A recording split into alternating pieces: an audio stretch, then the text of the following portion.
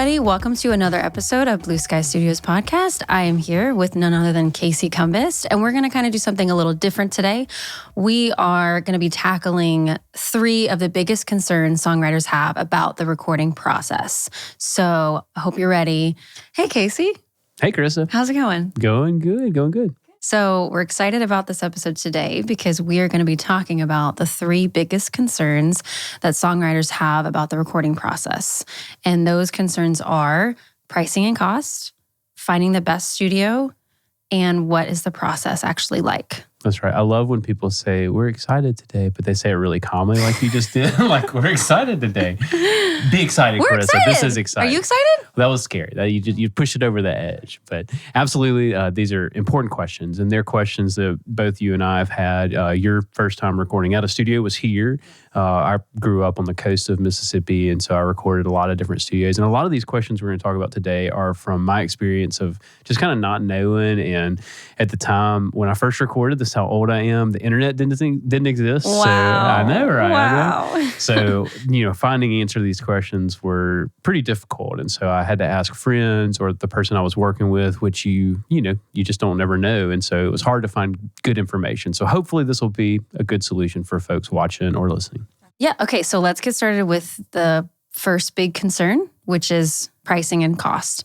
And so, like you said, my first recording experience was here at Blue Sky, and pricing and cost was the very first hurdle that we kind of had to conquer and discuss and figure out before we even got started. That's right. And when we're looking at the way that studios charge, you're typically going to see 3 rates: the hourly, a block of time, and then flat rate. The way the hourly would work is pretty straightforward. You pay a set amount of money that the studio has determined that their hourly rate is for whatever services you want. You pay that money and then you leave. So it's sort of a little more of a transactional style. The block of time, which we don't do that here at Blue Sky, but a lot of times you'll see bigger studios that are just spaces. They don't necessarily have staff producers, but they're just a really nice space. They might have a day rate or something like that. And in that situation, it's similar to hourly, but you would be there for a big amount of time with the engineer, or if you're bringing your own engineer, that kind of thing.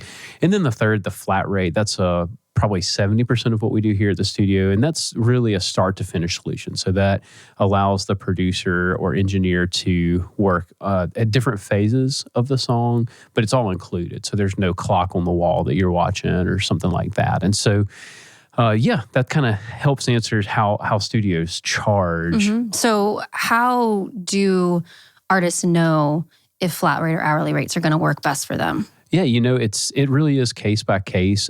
Typically, I say that if you want to do hourly, the best reason for wanting to do hourly is because your arrangement is really simple, like piano and vocals or guitar and vocals, or you've been playing with a band for a very long time. You guys are tight. You're used to playing together. You've rehearsed these songs and played them live a ton, and you can come in and lay those songs down. Hourly is going to be a better fit in that situation. Flat rate is going to be better if you want what we would call a more produced product. So if you're trying to really see what a song could be, if you want to add studio musicians, if you want to make sure that you're not cutting any corners, that flat rate's going to be a better rate for you. Right. Yeah. And I mean, for me, in my experience, I was totally new at this, and I knew I needed a lot of help and assistance. It was just me. I was solo. So flat rate was definitely the best way to go, and it was definitely the most bang for my buck. Okay, so how much does it cost to record? Yeah, so every studio is a little different. It really kind of goes back to looking at it in 2 different ways. So if you're working, let's address the hourly first. And so really the factor there is how prepared you are as an artist. Do you have your chord charts done? Do you have the song finished? I remember when I first recorded a song, I went in and it was like 50% done. I tried to write in the studio. Mm-hmm. Gone are the days of writing in the studio. It's too costly. So don't do that. So how prepared are you? And then on the hourly side, how many layers do you want to add? Do you want it to be multiple guitars or multiple synths, or do you want it to be something really simple? So that's sort of the big factors there. I will say, just as a warning, if you work somewhere else, we try to remind artists of this if they choose hourly. But the little dirty secret that I always remind people that studios will do, and this happened to me, is an engineer might say, hey, yeah, we can knock out a a few songs in an hour, which never happens. It takes a very long time to record in the studio. Yeah, you can rehearse 10 songs in an hour. That's not how studio time works. You're under the microscope. You're hearing things, nuances you've never heard before. But the dirty little secret that a lot of studios won't tell you is they're going to need a lot of time on the backside to edit that song, to mix that song, to get that song ready. And we try to tell people if they choose hourly, like, hey, for every hour we're in here, give us some time on the backside to get it right once we're mixing. Now, on the flat rate side, that's the whole benefit of that, of how much does it actually cost to record. You know that up front. Now, another dirty little secret, learning this the hard way myself, because I had worked with a producer, and then I found out my friend worked with that same producer at a very different rate, and I was a little upset about that. And so that's one of the reasons we post our current pricing online. Now, that changes from time to time. We typically, every year, we'll do some type of rate increase or adjustment to what we're offering. But find out what the rate everyone's being charged is, because if not, that producer might charge you more if they don't like your genre, don't like you, or don't like the song. And so, so there's some thoughts on how much it costs to record a song. Okay, so here's kind of a big question. I'm ready. Is it really worth it to pay a studio to record my music? Can't I just do it myself? You can. As well, you can do an appendectomy by yourself, but I wouldn't recommend that. It's not probably going to be the best experience. Certainly, the two big reasons I would say to record yourself are, one, if you think you might want to become an audio engineer, or you have a strong desire to grow in that area of creativity, then record yourself, because you're going to learn a lot. And then the second reason is if you don't ever want to release it. And I don't mean that like sarcastically, but I know a lot of people who have worked on their songs or a song for years and years, because when it's at your house, when it's in your bedroom, when you're staring at it all the time, it's pretty easy to go in there and recut that vocal. But that's kind of the bad side of it too.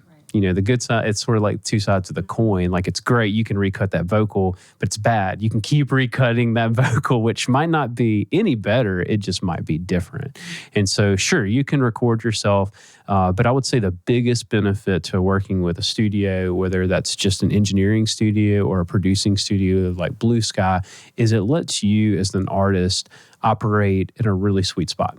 When you're having to multitask, think about setting up your mics, thinking about setting up the compression ratios, your attack time, EQ. When you're having to think through all those things, it's hard to think about the lyrics you're going to sing. It's hard to think about what you really want to say in this song, or, hey, is that vibe really right? Or do I like this guitar part? Because you're having to operate in that engineering mindset. And so it's really helpful to have someone to free you up.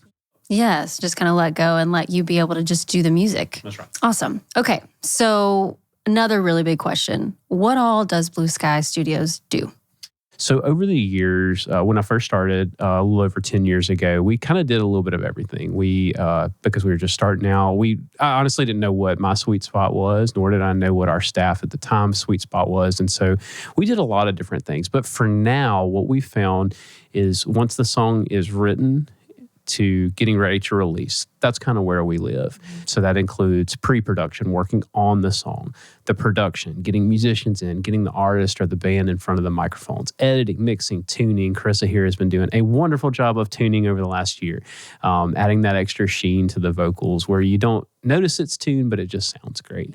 And then we partner with a mastering engineer who masters all our songs, so he knows what to look for. He knows what style music we do, that kind of thing. Now, that's where we end. I do know of some people who really enjoy that marketing side, and I like talking about marketing, but I've just not found it that's really where we want to live as a business, helping people to market their music, distribute their music, and that kind of thing. Because honestly, a lot of that is just really straightforward, and there's people who just do that better than us. So we've sort of taken the approach of, if you want a good steak, don't go to Walmart where you can get a fishing pole, a steak, a t-shirt, but go to a butcher shop. And so we want to be the proverbial butcher shop for recording studios where you can, this is getting weird, but you know what I'm saying? Like, we want to do what we do really well. Yeah, absolutely. If you're going to take away anything from this, take away the butcher shop part. Yeah, we are not serial killers, I promise. So let's talk through the second biggest concern that songwriters have, which is finding the best studio for them. Will I like what the end product sounds like? And what if I don't like the way the song turns out? And this is a common hesitation. And I think it's one, honestly, Carissa, that I knew early on. And it's why I wanted to start the studio, because I never had really felt heard when I was recording with a lot of people.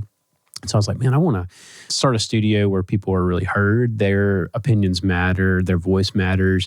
And then went on a few years, and I kind of forgot how big of a hesitation this is for so many people.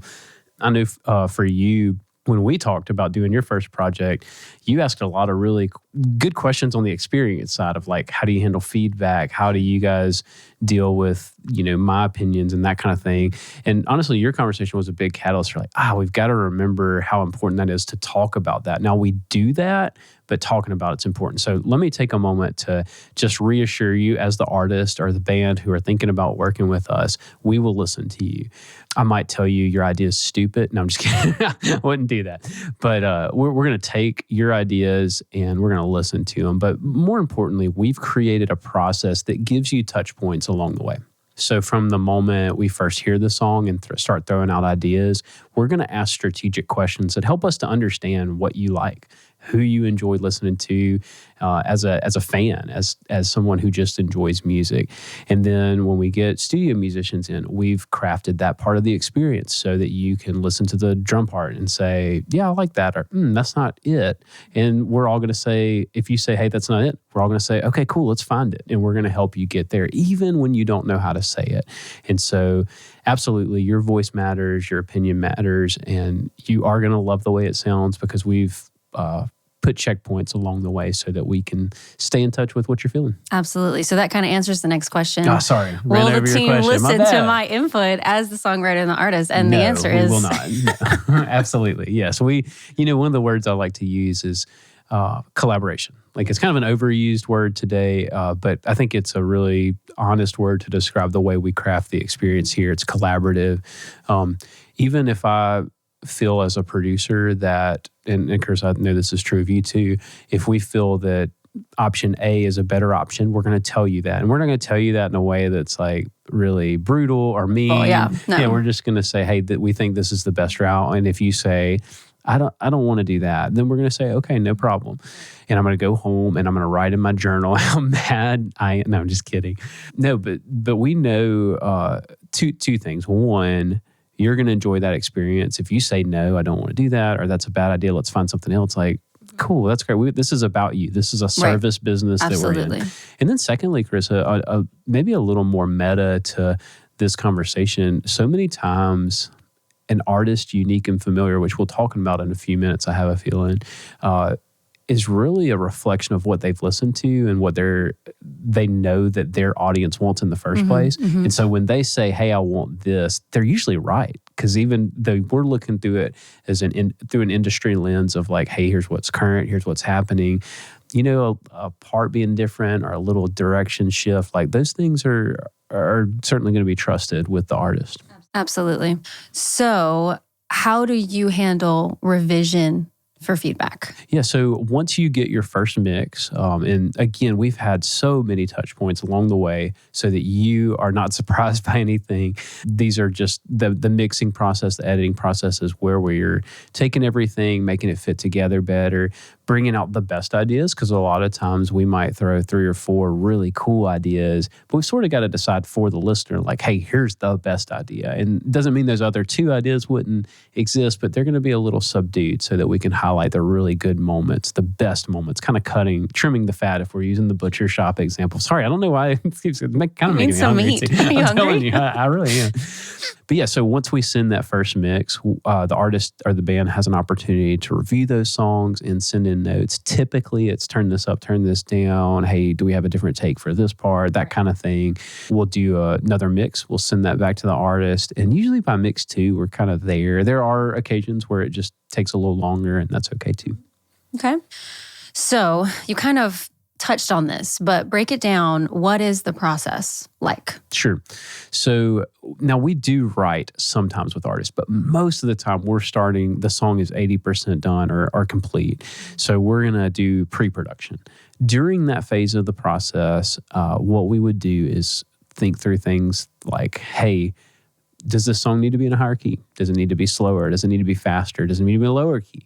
What are the influences that this artist has on their music? Or, hey, what if we could do this? This is really cool right now, and this is current. During that pre-production, we're really begin to just set that trajectory for where the project can go. The second phase of the process would be the actual production, where we're bringing in studio musicians if needed. We're getting the artist in front of the mic. We're beginning to track and really build. And that is such a fun process. And you've probably seen, if you haven't recorded before, but you've probably seen what that's like on a show or a movie or something like that. And it really is a special time. And during that time, we're, again, having checkpoints along the way so that we know we're headed the right direction. And then the third would be what we would call post-production, or that would be the editing, mixing, mastering, where we're finalizing the track and really getting it ready for release. Awesome. So how is the process different with hourly versus how it is with flat rate? It's a great question. I'm glad I wrote it. Yeah, you did great.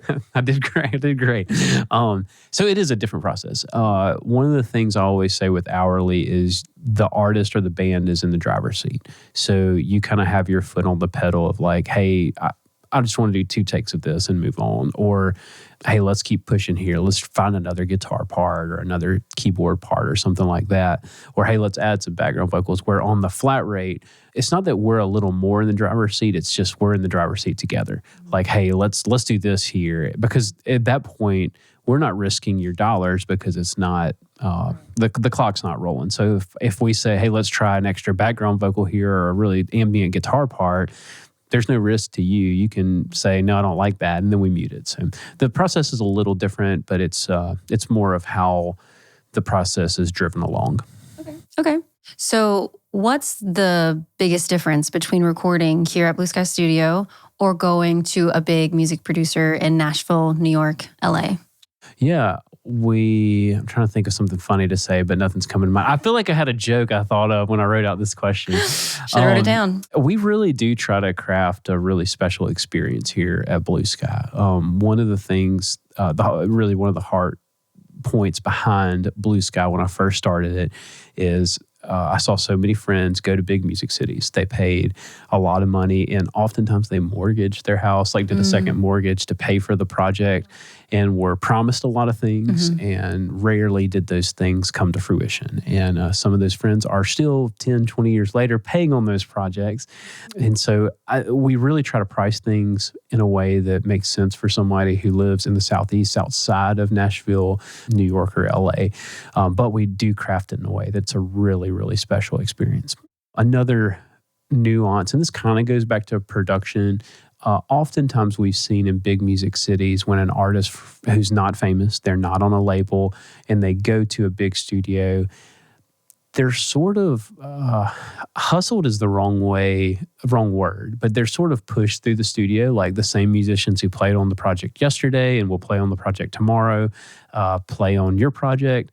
And so it's similar guitar parts, that kind of thing. They're not really starting from scratch and really trying to hear the artist's heart behind that. And that's not so much a knock against the big music cities. It's just how they're working, because they're going to give their time to the big label artists who they're trying to get Grammys and awards and things like, and that's awesome. Like, that's not what we're about though. Like, we're here to serve artists and bands in a way that makes the project meaningful and significant to them. So our agenda is not a big payday at the end or a Grammy or something like that. Although that would be pretty cool to have. It'd sit right. We got a place for it. It's totally happened. We should just always leave that open as a reminder for where we want to put a Grammy.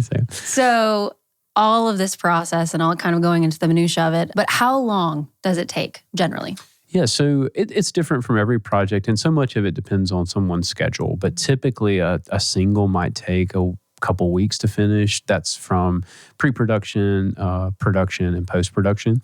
And then a bigger project, 5 to 10 songs, might take a few months. But really, it's up to the artist. We have some people who like taking a few vacation days and knocking out a lot of the recording. And if that's the case, then we can move a lot faster. And then we have some people who they're really busy. We're working with a couple teachers right now who their schedule's pretty crazy. So we have to look for holidays or weekends or things like that, or just random off days that they have. So yeah, it depends. But yeah, a few weeks to a few months. Okay.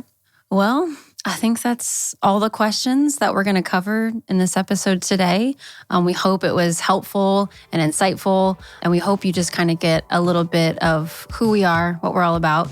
So yeah, thanks for talking, Casey. Absolutely. My pleasure, Carissa. Thanks for hosting and queuing up some good questions. Have a great day, everyone. See you next time.